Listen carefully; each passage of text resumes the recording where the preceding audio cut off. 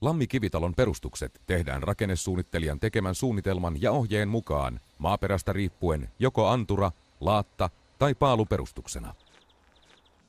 Lammitassu on rakennusten perustamiseen kehitetty valmis muottijärjestelmä. 5 metriä pitkät muotit sisältävät raudoituksen, eikä muotteja tarvitse purkaa valun jälkeen. Lammitassu valmismuotit asennetaan tasatulle ja tiivistetylle sora- tai murskepedille. Ennen lammitassu valmismuottien asennusta maapohjaan mitataan ja merkitään suunnitelmien mukaiset anturalinjat. Anturan kulmaan tulevien muottien sisäsivuista leikataan pois muotinlevyinen pala. Muotit nostetaan sisäkkäin, teräkset katkaistaan ja muovi leikataan puukolla poikki.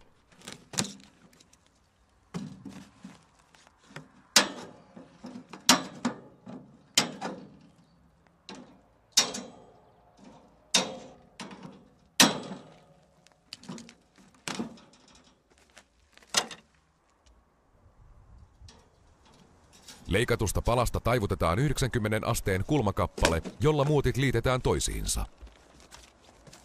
Mikäli anturamuotissa oleva perusraudoitus ei riitä, lisätään anturoihin suunnitelman mukainen lisäraudoitus.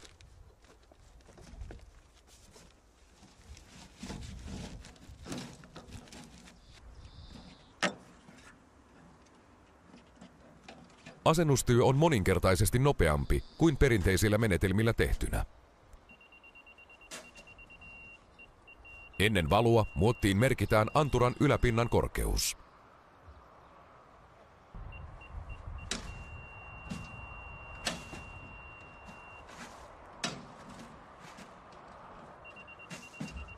Lammitassu anturamuotit valetaan pumppuvaluna. Muotteja ei tarvitse purkaa, joten rakennusjätteen poistamisesta ei kerry kustannuksia ja työmaa pysyy siistinä. Lammitassu-järjestelmässä yhdistyy paikallavalun ja elementtirakentamisen edut.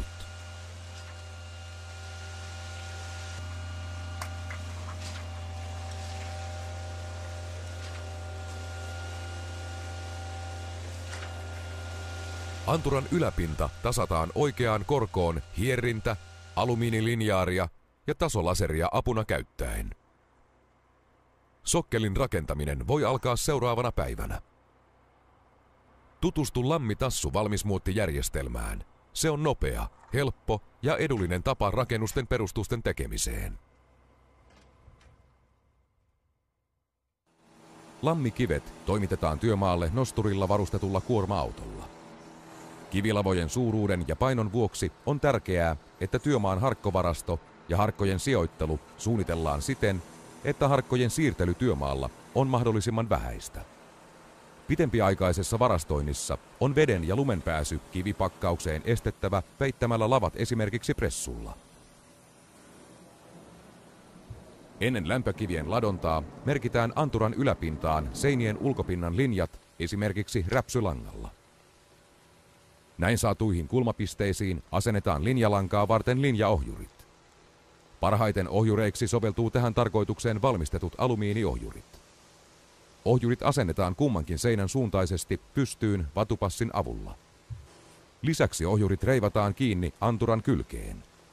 Linjalangat kiinnitetään pystyssä olevaan ohjuriin ohjaamaan lämpökivien ladontaa.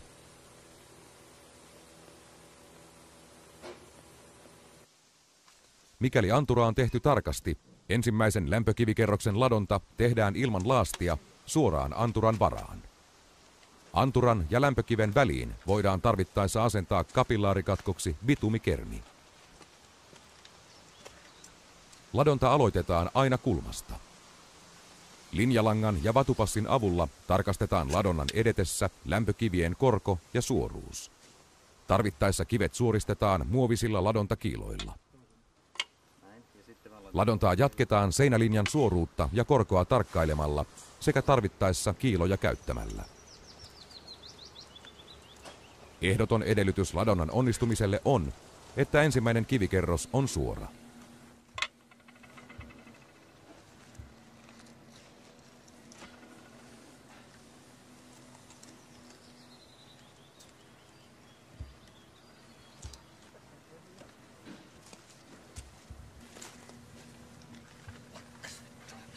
Ensimmäisen kerroksen jälkeen nostetaan linjalanka seuraavan kivikerroksen korkomerkkiin.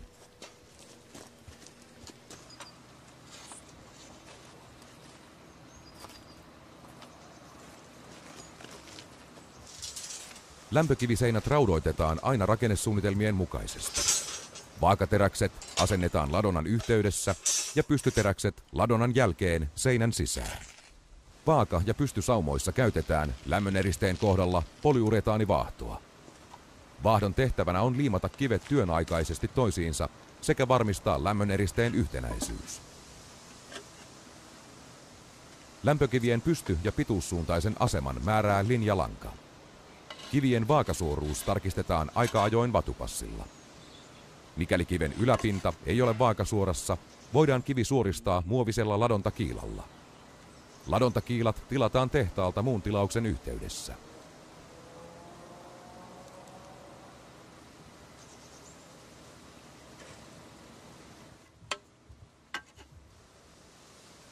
Vaahto levitetään ohuena vanana edellisen lämpökivikerroksen lämmöneristeen keskelle sekä kivien välisiin pystysauman uriin. Uretaanivaahdon oikea annostelu löytyy kokeilemalla. Lähtökohtana voidaan pitää noin sormenpaksuista vanaa. Normaaliolosuhteissa uretaanipullo riittää noin 40 lämpökiveen. Kylmällä ilmalla, samoin kuin hyvin kuivissa oloissa, uretaanin menekki suurenee. Samaa uretaanivaahtoa käytetään myöhemmin ikkunoiden ja ovien asennuksessa.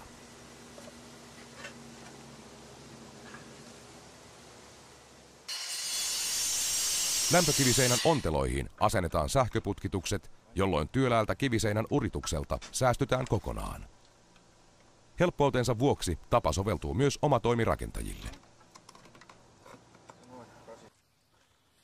Pilarit voidaan tehdä lammipilariharkoilla. Pilariharkot asennetaan samaan tapaan kuin lämpökivet kiiloja apuna käyttäen. Pilariharkot voidaan liimata toisiinsa polyuretaanivaahdolla tai ohutsaumalastilla.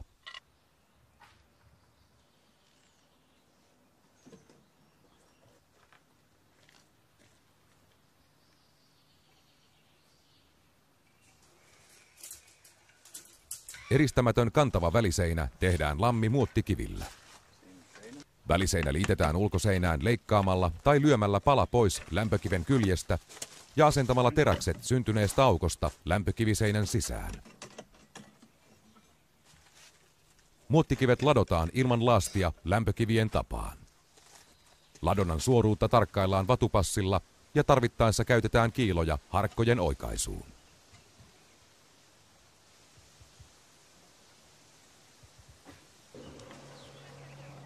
Lämpökiviseinät voidaan latoa ennen valua normaalin huonekorkeuden verran, kuitenkin maksimissaan 3 metriä kerrallaan.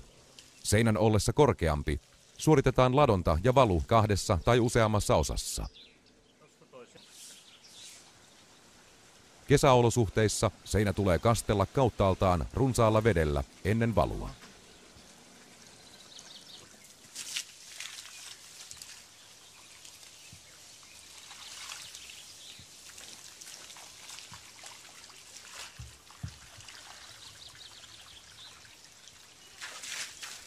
Valutyön helpottamiseksi kannattaa telineet asentaa ennen valua. Valun jälkeen kivien ladonta jatkuu telineiden päältä. Betonin riittävä notkeus on oleellinen tekijä valun onnistumisen kannalta. Betonin notkeus voidaan työmaaolosuhteissa helposti mitata 75 millisellä viemäriputkella, jonka pituus on 250 mm seuraavan menetelmän avulla. Putki asetetaan pystyyn vaakasuuran alustan päälle ja täytetään piripintaan valamiseen ajotulla betonimassalla. Tämän jälkeen putki nostetaan pystysuoraan rauhallisesti ylös, jolloin massa leviää alustalle pyöreähköksi kakuksi. Kakun halkaisija mitataan. Keskimäärin halkaisijan tulee olla 250–280 mm, eli vähintään putken pituus, jotta betonin notkeus on valuun soveltuva. Seinä valetaan pumppuvaluna. Valussa suositellaan käytettäväksi 2 tuuman paksuista letkua, tai jos käytetään paksumpaa letkua, niin letkun päässä suositellaan käytettäväksi supistajaa. Seinä valetaan kerroksittain, noin 1 metrin kerroksina rakennusta kiertäen. Käytettävän betonin lujuusluokka esitetään aina rakennesuunnitelmissa. Valun aikana seurataan silmävaraisesti seinän täyttymistä. Betoni tiivistetään tuuman paksuisella sauvatäryllä, varoen kuitenkin sähköputkien ja rasioiden kohtia.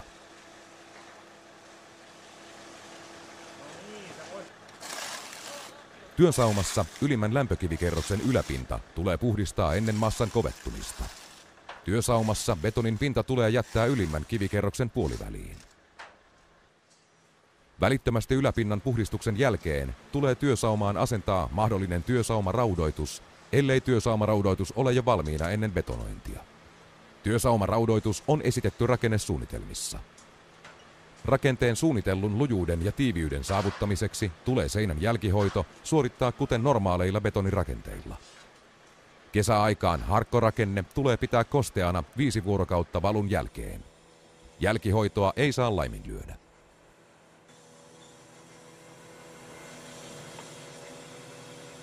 Valun jälkeen nostellaan lämpökivilavat telineiden päälle ja jatketaan kivien ladontaa.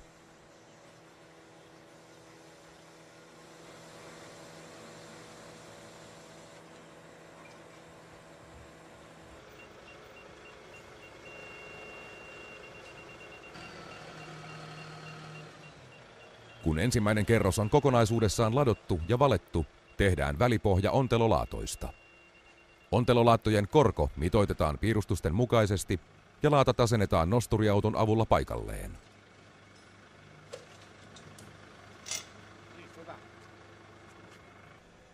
Ontelolaattojen reunavalulle saadaan tuki käyttämällä ulkoseinässä halkaistua lämpökiveä ontelolaatan kohdalla. Ontelolaatta lepää alapuolisen lämpökivikerroksen sisäkuoren varassa.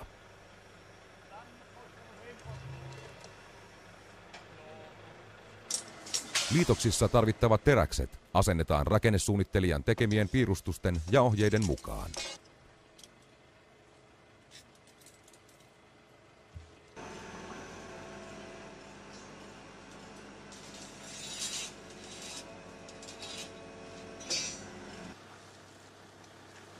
Kesäolosuhteissa ontelolaattojen saumat tarvittaessa kastellaan ennen saumavalua.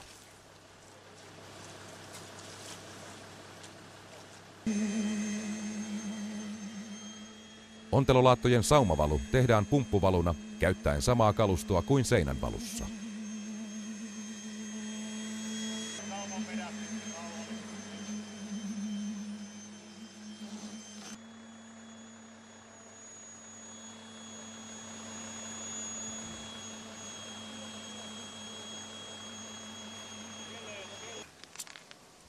Ontelolaattojen saumojen kuivuttua jatketaan toisen kerroksen lämpökivien ladontaa normaaliin tapaan.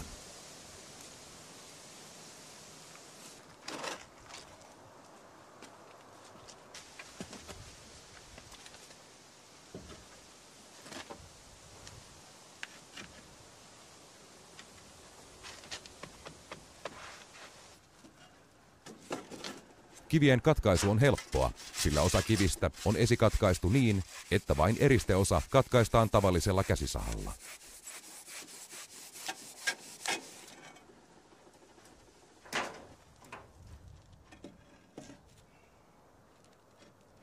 Aukkojen pielissä käytetään päätykiviä, jotka asennetaan aukon pystysivuiksi.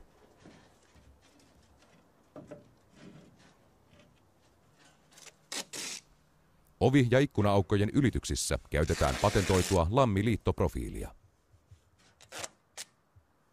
Ennen profiilin asennusta profiilin pohjan reiät teipataan umpeen ilmastointiteipillä.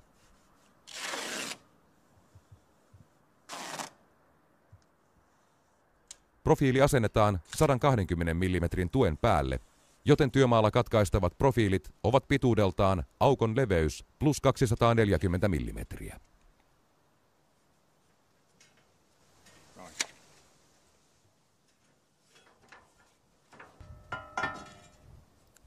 Profiilit asennetaan aukkojen pielissä olevien päätykivien varaan.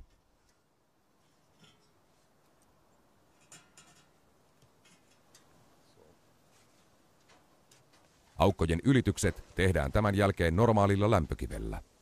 Kivet asennetaan teräsprofiilien varaan tavalliseen tapaan.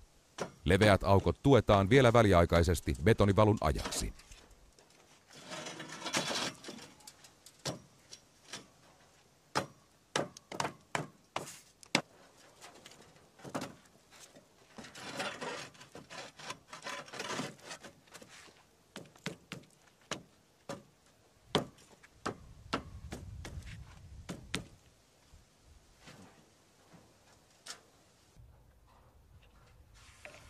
Päätykolmiot tehdään tarvittaessa samoista lämpökivistä lisämuotittamalla.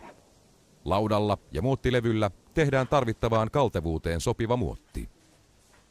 Eriste leikataan pienemmistä palasista ja liimataan yhtenäiseksi tavoiteltuun muotoon.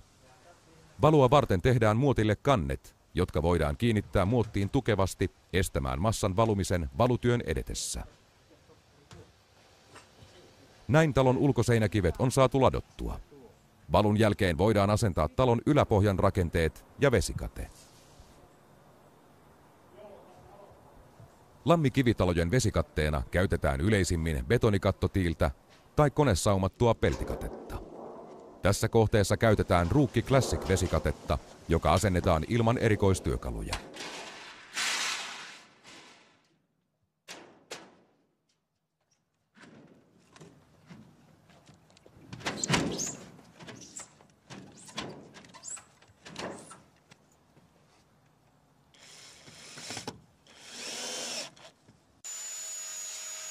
Ovien ja ikkunoiden kiinnitystä varten aukkojen pieliin upotetaan karmin kiinnitystä varten puiset soirot. Tätä varten eristeestä leikataan pois soiron kokoinen suikale.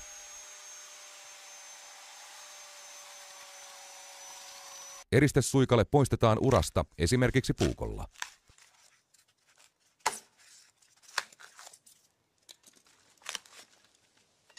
Esimerkiksi lämpökäsitelty soiro liimataan harkon sisään polyuretaanivaahdolla. Soiro painetaan tuoreeseen vaahtoon ja tuetaan väliaikaisesti paikalleen.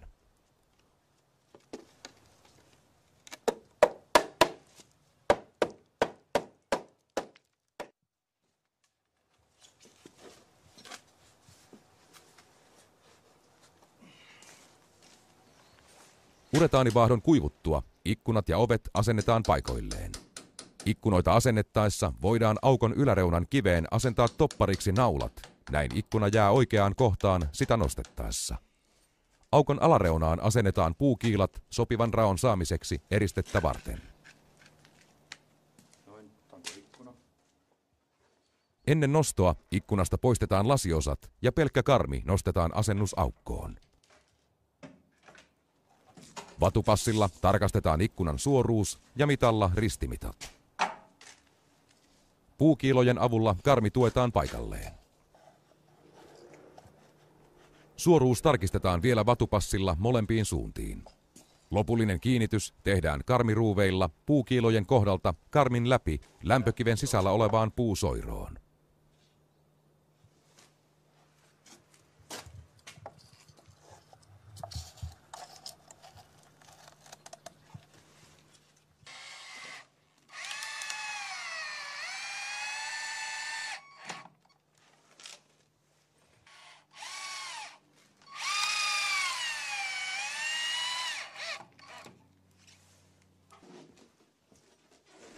Kiinnityksen jälkeen lasiosat voidaan nostaa paikalleen ja sulkea ikkunat.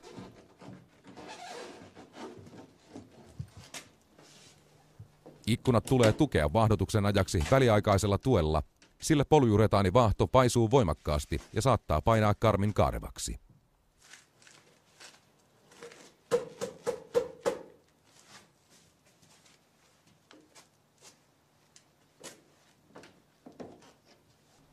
Ikkunan ja harkon välinen rako tiivistetään samalla polyuretaanivaahdolla, jolla kaikki harkot liimattiin ladonnan yhteydessä toisiinsa.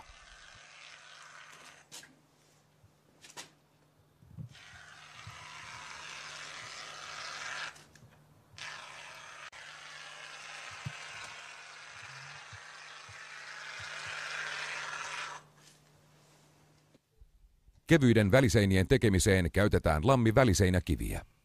Ohutsaumaliimattavien väliseinäkivien kiinnitykseen käytetään ohutsaumalastia, joka valmistetaan valmistajan ohjeen mukaisesti.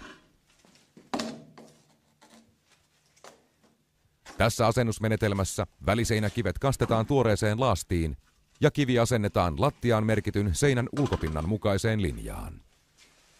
Ennen liimauksen aloittamista seinälinjat ja kulmatolpat mitataan ja merkitään lattiaan esimerkiksi räpsylangalla. Vatupassilla tarkastetaan, että ensimmäisen kerroksen kivet tulevat ehdottomasti suoraan. Muovikiiloilla kivi saadaan suoraan hieman kaltevallakin alustalla, kuten tässä märkätilojen kaatojen takia kaltavalla pinnalla. Liimauksen aikana seinälinjan suoruutta seurataan myös linjalangan avulla. Asennuksessa käytetään kivien limitystä. Toisen kerroksen liimaus aloitetaan puolikaskivellä. Väliseinäkiviin kuuluu peruskivien lisäksi aukon ylityskivi, esikatkaistu kivi ja puolikaskivi. Kaikki nämä tuotteet on pakattu samalle lavalle. Kukin kivi sopii myös normaalin suoran seinän liimaukseen. Erikoiskivenä löytyy myös puolikorkea kivi, joka on pakattu omalle lavalle. Ylimääräinen laasti poistetaan saumasta välittömästi muurauskauhalla.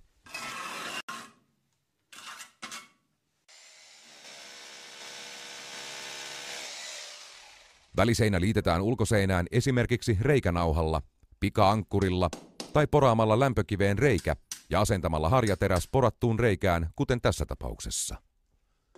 Harjateräs taitetaan niin, että se jää väliseinäkivien sauman sisään.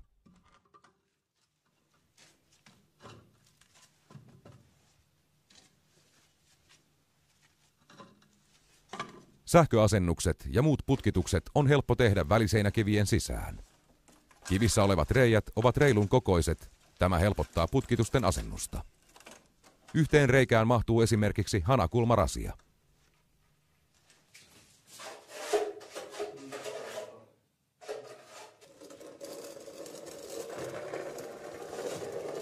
Toinen liimaustapa on levittää laasti tähän tarkoitukseen kehitetyllä laastikauhalla. Laasti valuu kauhan ohjureista oikeaan kohtaan kivien reunojen päälle. Kiven päätyyn laasti voidaan levittää kauhalla tai kastamalla kiven pääty laastiin. Ohut sauma liimauksessa väliseinäkivi asettuu omalla painollaan oikeaan asentoon ja saumasta tulee aina oikean paksuinen.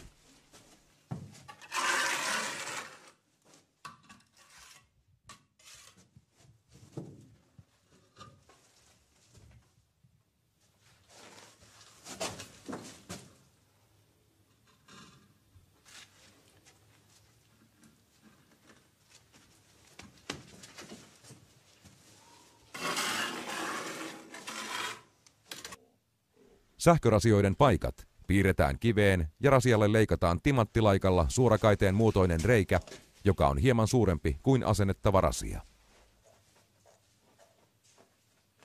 Rasian alle voidaan asentaa eristevillaa, mikäli rasia halutaan kiinnittää betonilla.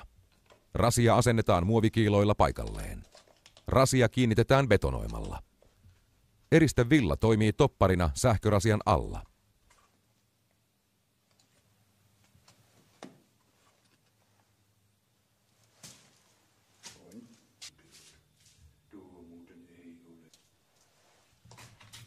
Väliseinät voidaan tarvittaessa valaa joko osittain tai kokonaan. Osittain valettaessa seinää vahvistetaan esimerkiksi ovien pielistä ja liittymien kohdalta. Koska kivien korkeus on 190 mm, saavutetaan karmikorkeus 11 kivikerroksella. Aukkojen ylitykset on helppo toteuttaa aukonylityskivien ja sinkityn U-muotoisen aukkoprofiilin avulla.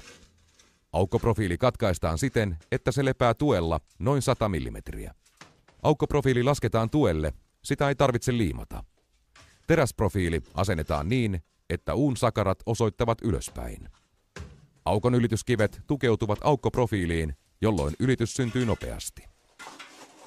Aukon ylitys voidaan vahvistaa lisäraudoituksella ja valamalla se betonilla.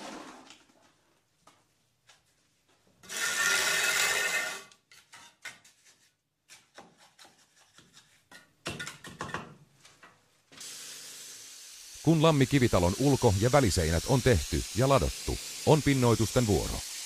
Ladottu ja valettu seinäpinta on erinomainen pinnoitusalusta, kunhan rakenteet ovat kuivuneet riittävästi. Yleisin sisäpuolen pinnoitustapa on tasoitus. Tasoite levitetään esimerkiksi tasoiteruiskulla.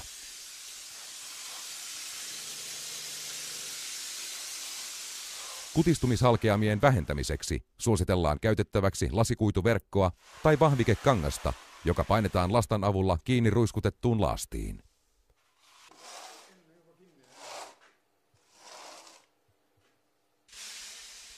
Ensimmäisen kerroksen kuivuttua ruiskutetaan verkon päälle toinen ohut laastikerros. Laastikerros tasoitetaan lastan avulla. Pois liipattu massa palautetaan tasoitemassa astiaan ja käytetään uudelleen.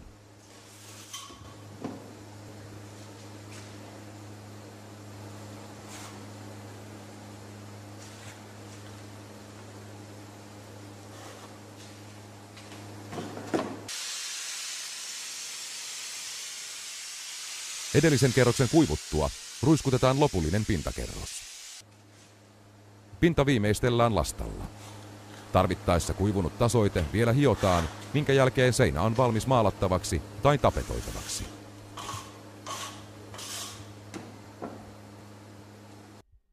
Lammi-kivitalon julkisivut pinnoitetaan yleensä rappaamalla. Tässä kohteessa rappaus tehdään Sto Nordic kuitulaastirappausmenetelmällä. Menetelmässä käytetään lasikuituverkkoa, joka estää kutistumishalkeaman näkymisen lopullisessa pinnassa.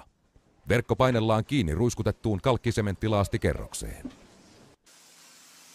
Riittävän tasaisuuden ja paksuuden saavuttamiseksi pintaan levitetään vielä toinen ohuempi tasoitekerros, jotta lopputulos on tasainen ja virheetön. Toinen laastikerros tasoitetaan teräslastalla niin, että pinnasta tulee täysin tasainen.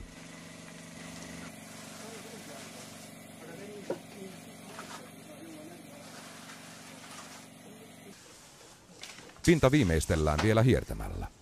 Hierretty pinta antaa hyvän tartuntapinnan lopulliselle pinnoitteelle. Laastin on annettava kuivua hiertämisen jälkeen 2–3 vuorokautta. Laastin kuivuttua pinta pohjustetaan hyvän tartunnan varmistamiseksi. Pohjuste levitetään esimerkiksi telalla. Pohjuste sävytetään samaan sävyyn kuin tuleva pinnoite.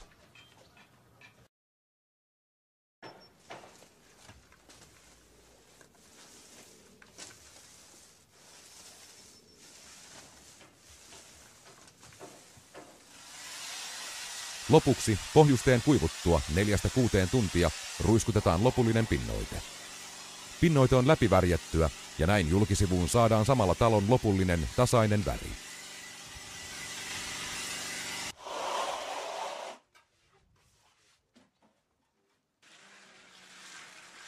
Kaikissa rappauksen työvaiheissa ilman lämpötila on oltava vähintään +3 astetta. Rappauspintoja ja värejä on lähes rajattomasti. Rappaus on näyttävä, kestävä ja helppohoitoinen pinnoitusvaihtoehto. Massiivinen Lammi-kivitalo varaa erinomaisesti lämpöä. Tämän vuoksi Lammi-kivitalo on talvella tasaisen lämmin ja kesällä mukavan viileä. Lammi-kivitalo on rakenteena tiivis ja sen lämmöneristävyys on erinomaisen hyvä, niinpä Lammi-kivitalo soveltuu hyvin matalaenergiataloksi. Lammi-kivitalot on jo 3. vuotta peräkkäin RTS-rakennustutkimuksen mukaan Suomen laadukkain talomerkki. Tutustu ja tee turvallinen valinta. Lammi-kivitalot.